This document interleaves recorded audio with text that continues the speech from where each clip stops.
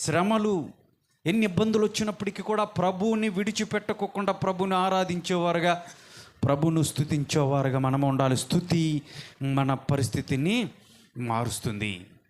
స్తుతి మన స్థితిని మెరుగుపరుస్తుంది. స్తుతి మన జీవితాల్ని ఉన్నతమైనటువంటి మార్గంలోకి తీసుకువెళ్ళటానికి ఒక మార్గం అవుతుంది. కాబట్టి మన జీవితంలో స్తుతి అనేది చాలా ప్రాధాన్యమైనది. స్తుతిస్తున్నారా? దేవుని ఆరాధిస్తున్నారా? పరలోకంలో ఏముంటుంది తెలుసా? స్తుతి ఉంటుంది. పరలోకంలో ప్రార్థన ఉండదు. మీకు తెలిసే విషయం? పరలోకంలో ఇలాగ మనం మోకరించి ప్రార్థన చేసేది ఉండదు. ఏముంటుంది పరలోకంలో అంటే? ఆరాధన, స్తుతి ఉంటుంది. పరిశుద్ధుడు పరిశుద్ధుడు పరిశుద్ధుడు పరిశుద్ధుడని ప్రతిగానాలతో వేలాది దూతలతో కొనియాడబడుతున్నటువంటి దేవుడు, మనం ఆరాధిస్తున్నటువంటి దేవుడు. దేవుని స్తోత్రం కలుగునుగా.